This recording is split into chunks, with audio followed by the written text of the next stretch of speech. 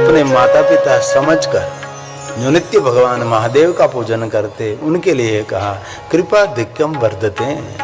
दिन प्रतिदिन उन पर भगवान महादेव की कृपा की वृद्धि रहती है। कृपा धिक्यम वर्धते, रोज रोज।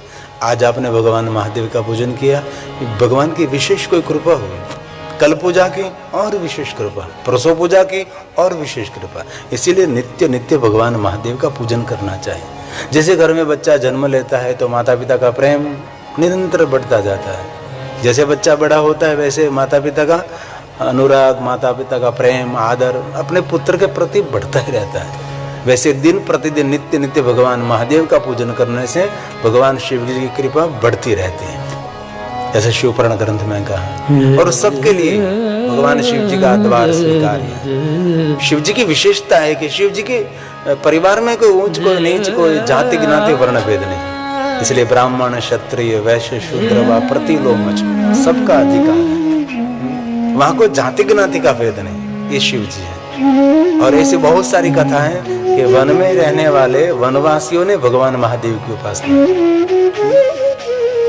इसलिए भीलेश्वर महादेव, वनेश्वर महादेव, जो पशुओं को मारकर अपना जीवन चलाते हैं, उसको पता ही नहीं जीवन की वास्तविकता क्या है, तो भी वो महादेव का पूजन करते, उन लोगों का शिव ने कल्याण किया, क्योंकि उनका कोई कर्म होगा।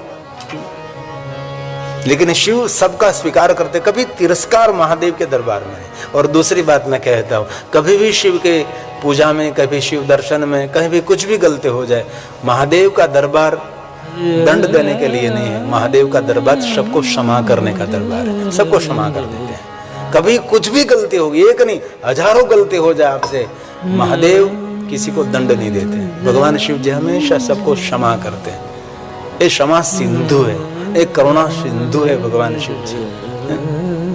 इसलिए कभी महादेव से डरना नहीं चाहिए। कुछ गलती हो गई तो हो गई। अभी कोई छोटा बच्चा है, दादा के गोद में खेल रहा हो और ये छोटा बच्चा कुछ गलती कर बैसे और दादा के कपड़े खराब कर दे, तो दादा की प्रसन्नता होती है, वाह वाह क्या क्या आज हमने शुभ कर दिया, सब कुछ मंगलमय कर दिया सब कुछ। ये दादा दंड नहीं देते, बच्चे को मारते नहीं है। तो शंकर भगवान कौन है? हमारे सबके दादा है, जिनको शंकर दादा कहते हैं। इसलिए शिव जी से कभी डरना नहीं है। महादेव जी का दरबार कोई दंड देने के लिए नहीं, महादेव का दरबार क्षमा देने के लिए है। इसलिए जीवन में हजारों हजारों गलती हमने की है, शिवालय में जाकर शिव जी सब कुछ क्षमा कर देते हैं। ये महादेव की एक महिमा।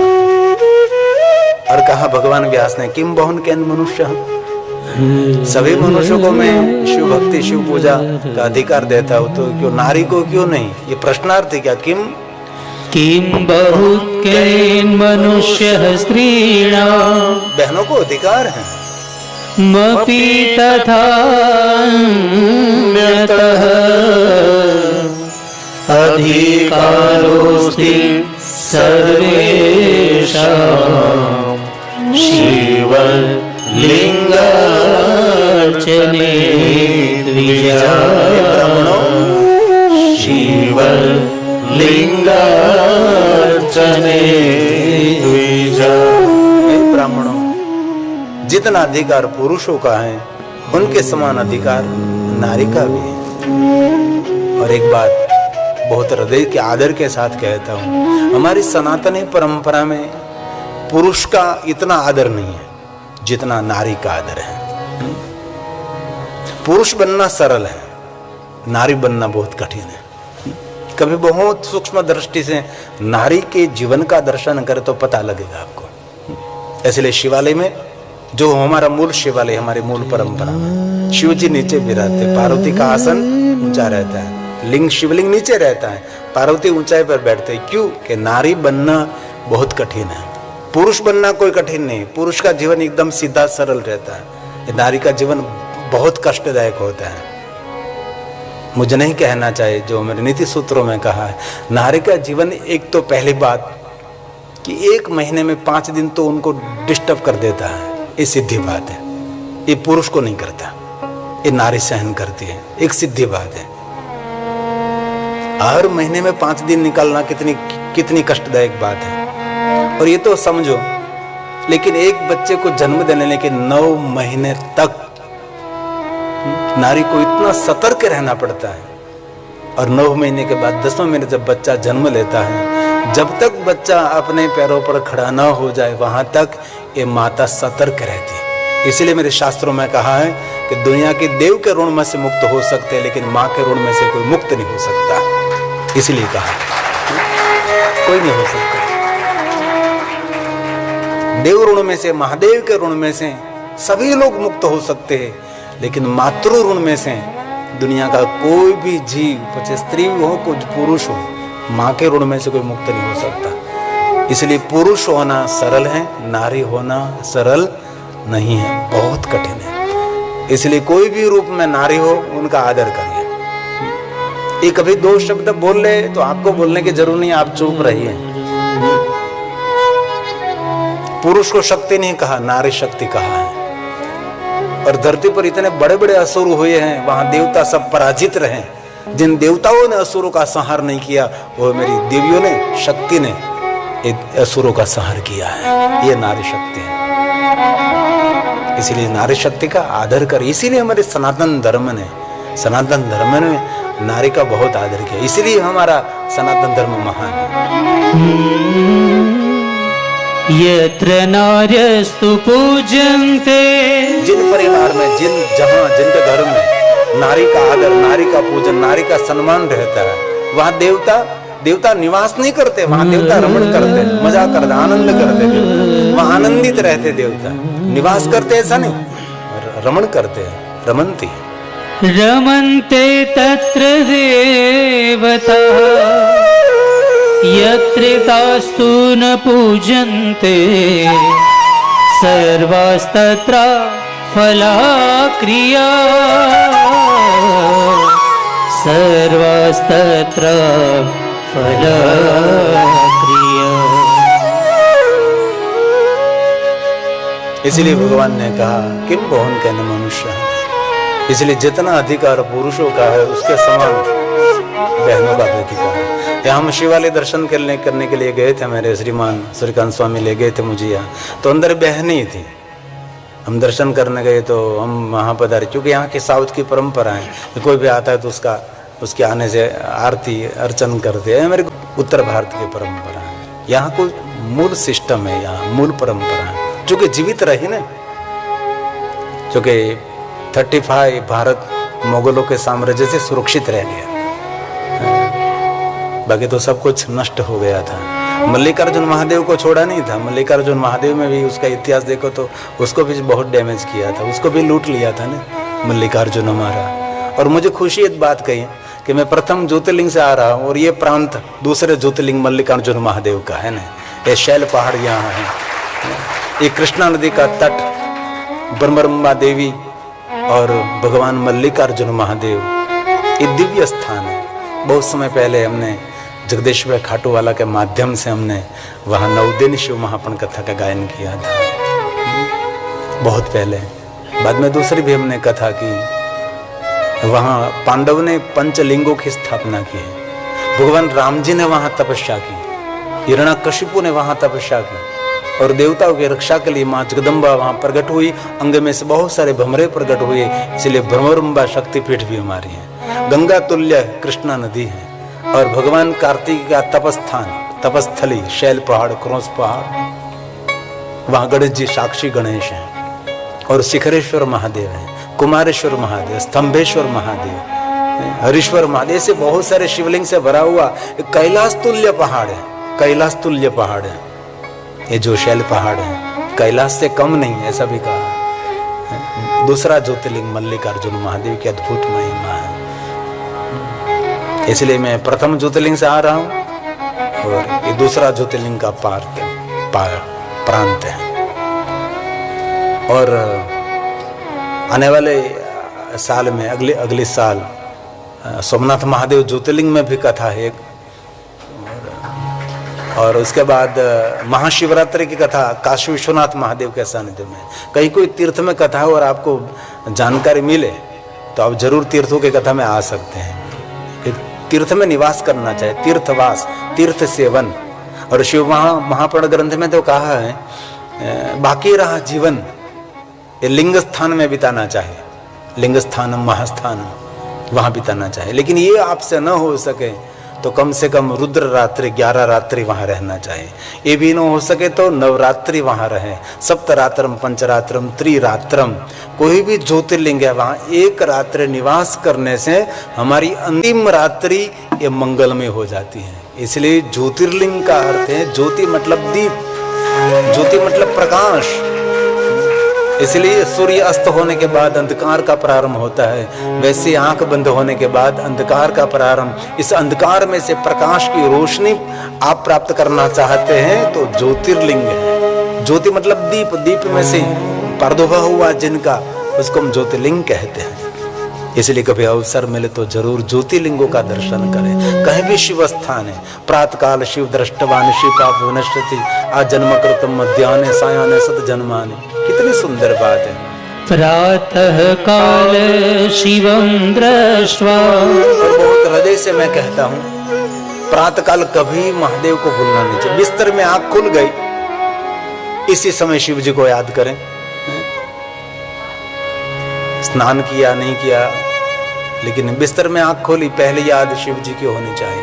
और आंख बंद करके 12 बार ज्योतिर्लिंगों की यात्रा करें, 12 बार ज्योतिर्लिंगों की कल्पना करके जो आपने देखा हो कल्पना करेंगे, कल्पना चित्र आपके सामने प्रकट होता है। इसलिए प्रातःकाल महादेव को याद करना हमारा कर्तव्य है। जो प्रातःकाल याद नहीं करता वो प्रकृति के ऋण में रहता है। प्रातःकाल महादेव को याद करने से प्रकृति, जो प्रकृति से जुड़ा हुआ हमारा शरीर है, इस प्रकृति के ऋण में से मुक्त होने के लिए प्रातःकाल महादेव को याद करें।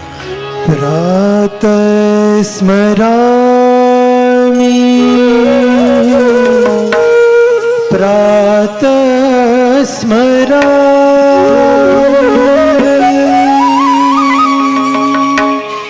प्रातः स्मरामि भवभीतिहरं सुरेशं गंगाधरं वृषभवाहनमम्बिकेशं खट्वांगशूलवरदा भयहस्तमीशं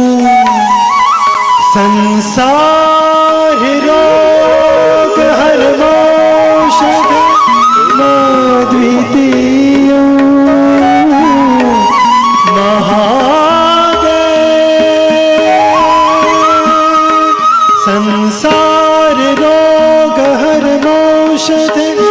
संसाररोगहरमौषधमद्वितीयं प्रातः स्मरामि। इसलिए प्रातःकाल महादेव का दर्शन करें, मध्याह्न महादेव का दर्शन करें, संध्या समय शिव जी का दर्शन करें। जो संध्या समय महादेव का दर्शन करते हैं ना, उसकी जीवन की संध्या मंगलमय रहेगी। जीवन की संध्या किसको कहते हैं? जो 60 साल के बाद शुरू हो जाती है, उसको जीवन की संध्या कहते हैं। धीरे धीरे धीरे धीरे आगे निकलते 100 तक पहुंचते हैं। ये जीवन की संध्या का समय है। इसीलिए 60 के बाद का जीवन ये संध्या का समय है। इस समय को मंगलमय बनाना है तो संध्या के समय कोई भी अवस्था में आप है, ऐसा नहीं कहता कि आप स्नान कर लिए, पवित्रकरण करके कपड़े नए पहनकर अच्छे से, ऐसे नहीं, कोई भी अवस्था में आस्था के साथ भगवान शिव को याद करें। हलता चलता बेचता उठता खाता पीता ऊँगता जगता घरमा वनमा शमशान में, कोई भी अवस्था में निरंतर जीवाग्रे वर्तते तस्य सफलम जीवितम। जिनकी जीवा पर शिव जी का नाम रहता है उनका ही जीवन सफल है। इसलिए एक श्वास भी हमारे खाली नहीं होनी चाहिए। श्वासे श्वास हर भज उसा श्वास की मत खोई, न जानो इस श्वास के फिर आवन जावन होए। पता नहीं। इसलिए तीनों समय शिव जी को याद करना चाहिए। प्रातःकाल महादेव को याद करने से प्रकृति के ऋण में से मुक्त हो जाते हैं। मध्याह्न काल शिव जी को याद करने से कामना की पूर्ति रहती है। और संध्या समय शिव जी को याद करने से शिव जी शांति देते हैं। कोई आपको पूछे संध्या समय याद करने से शिव जी शांति का दान करते हैं। और सुबह में शिव जी कल्याणकारी है, गौरवर्ण। ध्यान दीजिए, सुबह में शिव जी गौरवर्ण है, कल्याण करने वाले हैं। दोपहर में भगवान शिव जी रक्तवर्ण है, रुद्र स्वरूप है, रक्षा करते हैं। और संध्या समय शिव जी को याद करते हैं तो श्याम वर्ण है, शंकर स्वरूप में और शांति देने वाला है। इसीलिए तीनों का स्वरूप महादेव का अलग है। जो शिव संध्या करते, शिव ध्यान करते, उनके लिए बड़ी बात है। किसी लिंगोत्पत्ति श्रुता शुभा श्रुत्वा यस्या प्रभाव है दुख नाशो भवेति। जीवन के सभी दुखों में से मुक्त करने वाला शिव है। इसलिए दुख निवारण के लिए भगवान शिव का ही भजन करें। और आप कभी पुराणों को पढ़ लेना, कोई भी देवता दुखी हुए तो कहाँ गए? महादेव के पास ही गए ना। कोई भी देवता जब दुखी होने लगते तब शंकर भगवान के पास ही पहुंचते। और एक बात कहूं, दुखी होने के बाद महादेव के पास जो पहुंच रहा है, जो रोज महादेव के पास पहुंचता है, वो कभी दुखी भी नहीं होता। दुखी वो होता है जो शिव जी से दूर रहता है, महादेव से दूर रहता है। इसलिए शिव जी हमारी श्वास होनी चाहिए, शिव जी हमारा विश्वास होना चाहिए, और भगवान के चरणों में दृढ़ श्रद्धा होनी चाहिए। यही शिव का तो दर्शन है ना। शिव दर्शन मतलब शिव जी के सामने खड़े नहीं रहते त्रिशूल लेकर, डमरू लेकर, नहीं, ऐसा नहीं। आपको पूर्ण विश्वास है शिव जी, और उनके चरणों में संपूर्ण श्रद्धा है। वही शिव, यही पार्वती है। उसका प्रमाण कहाँ है? रामचरितमानस, तुलसी। भवानी शंकरो वंदे, भवानी शंकरो वंदे, श्रद्धा विश्वास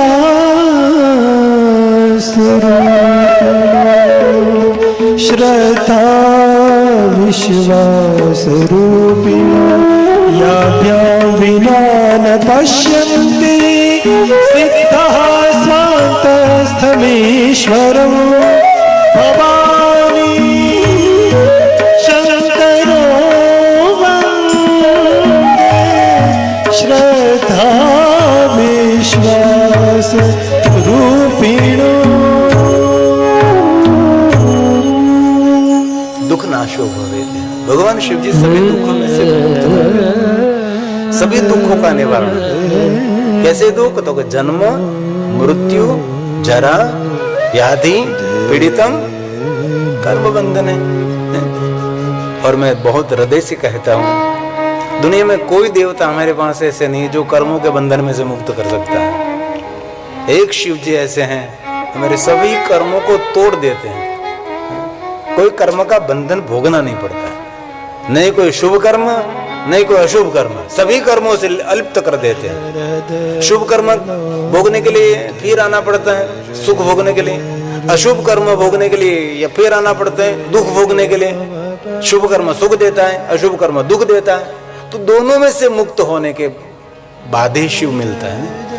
इसलिए दोनों कर्मों से भगवान शिव जी मुक्त कर देते हैं। इसलिए कर्मों के बंधनों में से मुक्त कराने वाला कोई देव है तो शिव है। और दूसरी बात, जन्म और मृत्यु के फेरे में से कोई मुक्त नहीं करता। कोई देवता की सामर्थ्य नहीं है कोई मुक्त कर सकता है। जन्म और मृत्यु के फेरे में से वही मुक्त कर सकता है जो स्वयं जन्म और मृत्यु से परे है। और कोई देवता नहीं, वही महादेव है, ये भगवान शिव है।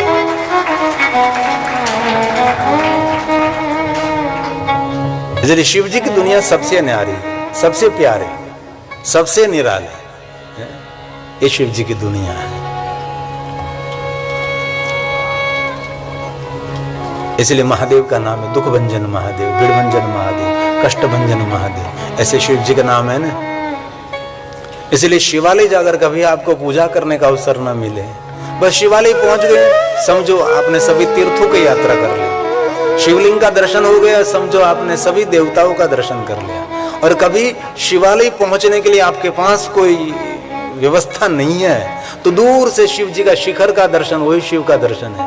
और महादेव के शिखर पर जो ध्वजा है उनका कोई दर्शन करते हैं ना, उसकी कीर्ति, भक्ति, ज्ञान, विद्या, संपत्ति की प्रतिष्ठा की ध्वजा हमेशा आकाश में फड़कती रहती है। इसलिए ध्वजा के दर्शन की बहुत महिमा है। इसलिए हमारे सोमनाथ महादेव ने निरंतर भक्त ध्वजा चढ़ाते हैं, ध्वजा अर्पण करते हैं।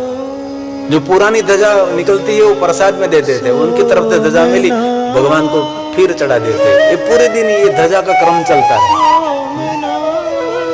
ये मंदिर को और से सुंदर व्यवस्था, हमारे द्वारका में भी ध्वजा जी चढ़ाते हैं ना।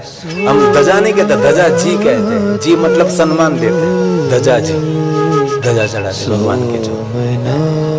ये प्रतिष्ठा देने वाली परंपरा है। महादेव को ध्वजा चढ़ाते, और आप कभी ध्वजा चढ़ा नहीं सकते, लेकिन कोई ध्वजा चढ़ रही है तब उसका दर्शन करने से भी बहुत पुण्य मिलता है, इसीलिए लोग देखते रहते हैं। हमारे द्वारकाधीश की ध्वजा चढ़ती है तब लोग देखते हैं, वाह क्या क्या आकाश में फड़कती है। इसीलिए शिवालय मत छोड़ भोले, सुनते हैं सबकी दुखी दौड़। दौड़ते दौड़ते शिवालय पहुंच जा, चलते चलते नहीं, दौड़ता दौड़ता शिवालय पहुंच।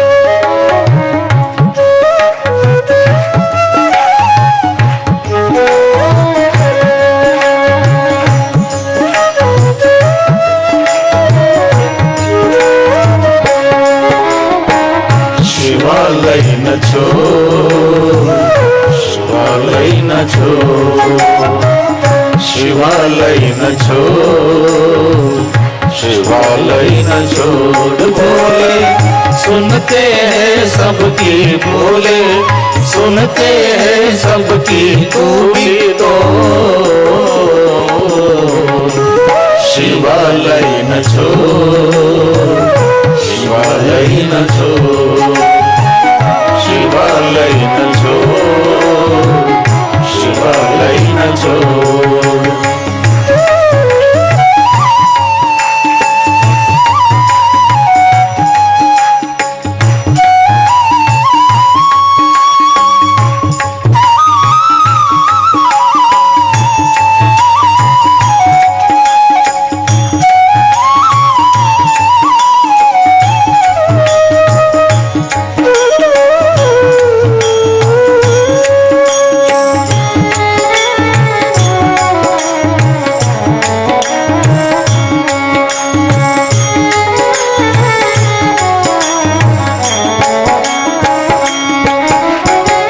मानव देह तुझे फिर ना मिलेगा, शिव भजले तेरे काम आएगा।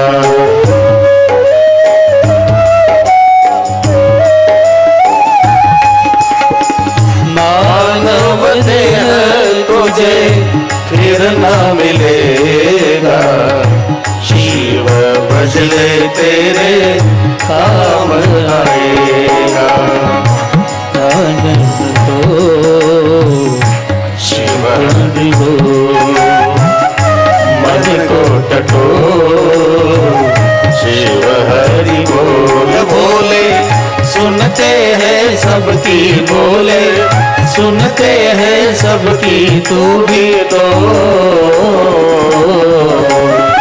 शिवालय न छोड़, शिवालय न छोड़, शिवालय न छोड़, शिवालय न छोड़।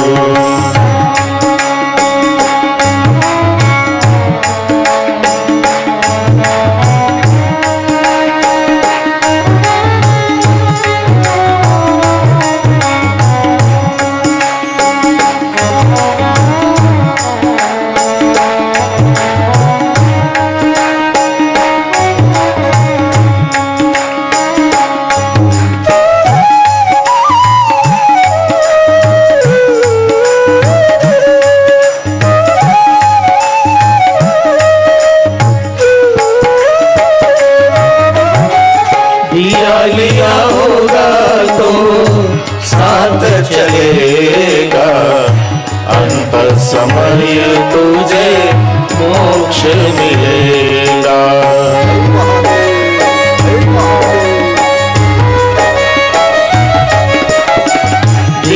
लिया होगा तो साथ चलेगा, अंत समय तुझे मोक्ष मिलेगा, अंत समय तुझे मोक्ष मिलेगा। आंखें तो खोल शिव हरि बोल, आंखें तो खोल शिव हरि बोल। भोले सुनते हैं सबकी, भोले सुनते हैं सबकी, तू भी लो शिवालय न छोड़, शिवालय न छोड़, शिवालय न छोड़, शिवालय न छो।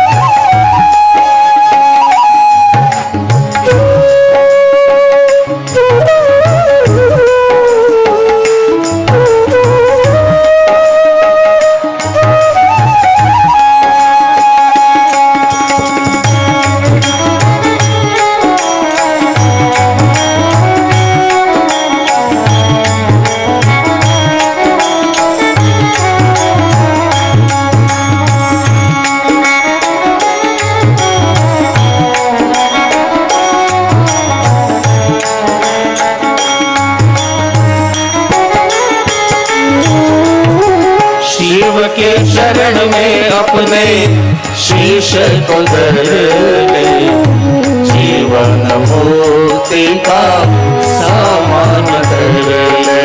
हे महादेव, हे महादेव, हे महादेव। शिव के शरण में अपने शीश को धर ले, जीवन मुक्ति का सामान धर ले, जीवन मुक्ति का सामान धर ले। मन को टटोल शिव हरि बोल, मन को टटोल शिव हरि बोल। बोले सुनते हैं सबकी, बोले सुनते हैं सबकी, तू भी तो शिवालय न छो, शिवालय न छो, शिवालय न छो, शिवालय न छो।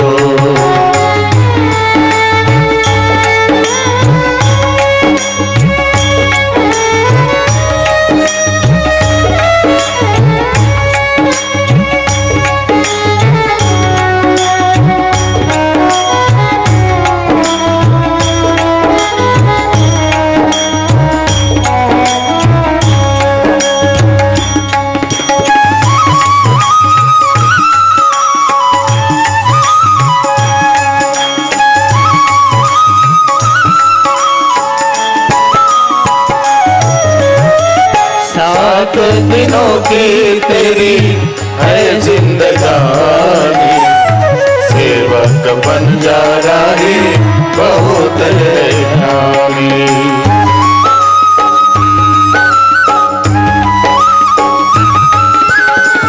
सात दिनों की तेरी है जिंदगानी, सेवक बंजारा ही बहुत है ज्ञानी, सेवक बंजारा ही बहुत है ज्ञानी। कहो हाथ जोड़ शिव हरि बोल, कहो हाथ जोड़ शिव हरि बोल। बोले सुनते हैं सबकी, बोले सुनते हैं सबकी, तू भी तो शिवालय न छो, शिवालय न छो, शिवालय न छो, शिवालय न छो, शिवालय न छो, शिवालय न छो।